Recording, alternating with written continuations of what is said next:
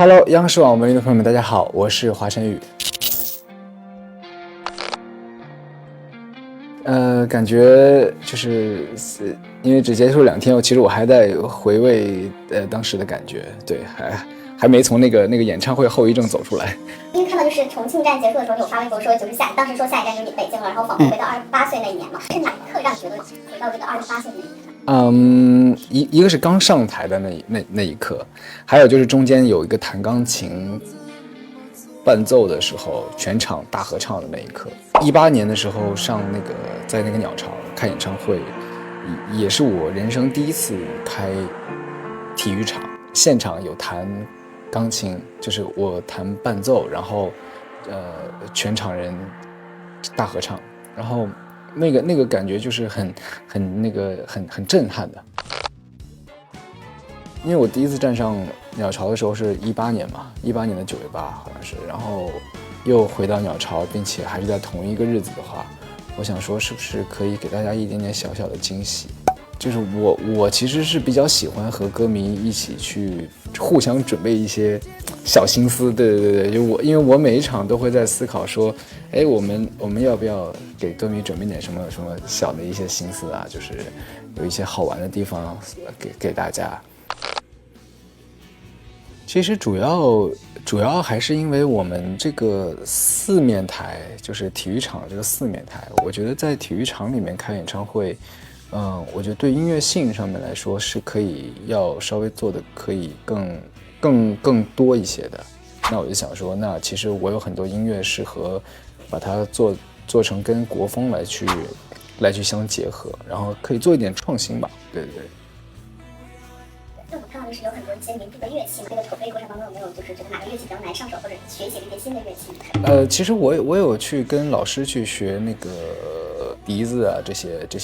类型的乐器，包括箫啊这些，因为我本身以前是吹那个长笛的嘛，然后所以我会对所有的管儿会比较感兴趣，就有跟老师请教一下，就是一些发现每一个乐器它的吹的那个口型还是有很多区别的，我就觉得还挺有意思的，就想好交流，对。其实我第一次当那个导演，我并不是很想当导演，因为后来他们也说服我，因为毕竟当时那个21年我们是做了一个新的演唱会的一个形式，就这个户外形式，然后呢，它可能就是说也没有什么能参考的例子，但是这个想法是我想出来的嘛，然后我可能所有的东西内容啊细节啊什么可能都在我的大脑里面，然后可能大家也都觉得说如果不是我的话，可能不一定最终能实现出我脑袋里面想要的那个样子。但我觉得21年开完之后，我觉得有一部分是成功，但是也总结了很多经验吧，对，还能改进，然后更好。所以后面的演唱会基本上还是我们要共同来去磨合，因为我觉得火星演唱会其实它不是我一个人的，它是大家的。我觉得很多时候其实歌迷在来看我们火星演唱会的时候，其实他们都会在想要怎么去一起共同创造出更多好玩的点在这个演唱会上面。那所以我觉得好像演唱会真的是共同在创作啊，所有人一起在创作，为了这件事情。还有日出演唱会中看到是有3年前在直播的时候跟粉丝去打下的一个约定嘛，那是什么样的动力驱使你去说想去落实这些想法？其实最大的动力还是其实我觉得应该是家这个概念吧，就是因为我记得我最开始有乐园这个想法的时候，就是第一次18年鸟巢开完的，其实当天晚上我就已经开始想了，就是我从舞台上一下来就上那个车，在回去的路上，然后我就在思考，我说哎呀，我说我已经开了全国最大的体育场了，那我未来还能怎么开？就是我会觉得还没有什么更好玩的方式。当时我就想到了一个点，就是这个家的这个概念，就是因为我每次演唱会都会跟大家说欢迎回家，我会觉得希望大家都能够来到火星演唱会，就像回到了家一样放松。早就开始，我们其实从不能说吧？这能说吗？对啊，从日出的当天晚上吧，应该是。我记得那天是早上嘛，看完日出，早上回去的路上就开始在思考还能再做点什么。然后后来当天晚上我就想出了一个很好的一个新的一个点子，然后我们晚上在一起。就我睡一觉起来，晚上我们在一起吃饭的时候，我就开始，本来应该是个庆功宴，但是我感觉拉大家开了会，开了好几个小时，讲这么细节啊，可以说是吧？因为我原本是想留到我们今年的最后一站，然后我来讲这个概念的。是什么？大家就得拭目以待。对，因为之前我说自己已经很久没有写过那种小丧歌了嘛，这感觉，因为说实话，因为我这半年想的东西发生了一个很大的一个变化，所以以至于我其实这半年，说实话我自己待着的时候其实挺痛苦的，就我的认知发生了变化，我在试图的去理解我的新产生的一些观点，并且去让我这些观点最终论证它是正确的。但是当我越论证它是正确的时候，意味着我要否定掉我前30多年活着的所有认为的观点，那我就觉得这个过程太痛苦了。我现在还在这个过程里面，就是说实话，就是所以其实有时候会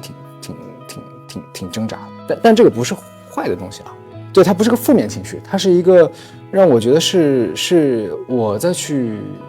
说的二次元一点，就是有点像在追求所谓的什么真理也好，这些东西也好，但追求的过程来说，好像自己也不是很明白，但是又想去了解这些东西。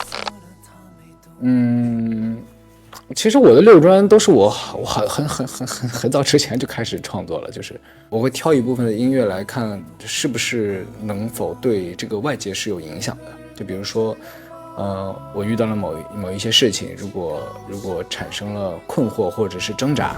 那我会想要说能够在这个挣扎的过程当中是如何走出来。这个过程对我来说很深刻，那我可能会把它通过音乐的方式记录下来，然后甚至是发表出来。那发表出来的时候，其实我想传递的也就是说，如果你在我听到跟我有相同的共鸣的话，就是或者是你有相同的当下有相同这种状态的话，那也许在听完这个作品之后，能让你的心情能够好一点，或者是能够找到一些答案，能让你过得稍微舒服一点，哪怕可能完全解决不了你的状态，但是至少能够稍微有点缓解，我觉得这都是对我来说是有意义的。但是当下最想表达的东西的话，可能不会放到六专里面来讲，对，可能会放到未来来讲，因为我现在就是好比我刚跟你聊我现在的一个状态，那个状态其实我自己还没找到答案，所以对我来说，它还没办法做成音乐。再等我有一天找到了这个辩证关系、逻辑关系捋明白了，可能我就会想说慢慢尝试去做它。那我没有看到就是这个第六张专辑有没有整个温暖的话，它是呼唤式的和对，然后我看到中间有一段就是背景音，这个是什么声音？你大家分享。那个声音哦，你说那个有两声是吧？就是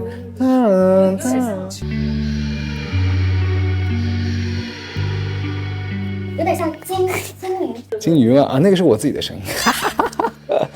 那是我自己录的。然后我们当时教大家如何编曲。然后当时我们在弄那个歌的时候，我说我要加2声这个，然后我就直接就现录了。录了之后，然后当时我们就开始找了好多种方式来去调出来这样一个音色，对，想要的一个效果。就很像金鱼的大海中的那个声音。它可以是各种解读吧，因为它也可以是一个也可以是金鱼，也可以是一个精灵，或者是你灵魂深处的一种声音，就是它就像脑袋里面的那种小精灵，在你身边围绕着你，也可以是保佑你。但是如果你遇到困难的时候，它可能会出来去保护你，或者当你要犯错的时候，它可以去把你给制止住，就是这种感觉，是你内心的一种声音。这个歌写的其实也挺有意思的。这个歌也是我1-2年前先写了一个主歌，我应该是在去年的下半年吧，好像是年底的时候吧，对，然后把副歌写完了，对，因为我有时候创作就是那种，就是要不就一次性写完，然后如果写完一个，比如说我写完一个段落，如果后面我感觉灵感断掉了，我就不会逼自己非要把它做出来，而是放一段时间，然后当有一天突然拿起这个旋律来的时候，可以再接着写，然后把它填成一首完整的歌。对，就是那样。后面的歌应该就会比较轻松了。对，因为其实我专辑我是有我是有一个很大的一个主题，但这个主题可能不只要用一张专辑来去听了，但我可能后面陆续的每一个作品出来之后，我会给大家一个总结，其实可能就知道我这个华晨宇到底现在在做什么样的音乐，听我的音乐，但是可能有时候你会有点懵，就是说，哎，为什么上一首是这样，下一首又是那样，就是但之后我可以跟大家再好好聊一聊。但我现在音乐作品没拿出来，其实我现在跟大家讲这些东西，可能大家也不一定知道我到底在干嘛，在想说什么。对，不能分别用一些最适合什么听的歌来形容你每一下，形容一下每张专辑。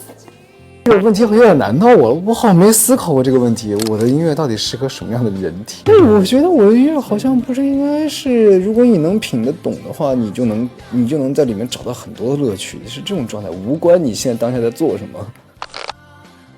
这11年，我觉得这11年，准确来说应该是，我觉得我做最多的一件事情就是在去思考，然后其次是学习，因为在我眼里面学习是知识嘛，但是思考它是有点像智慧。我觉得这两个东西是都要有，但是我感觉好像思考的东西会更多一些。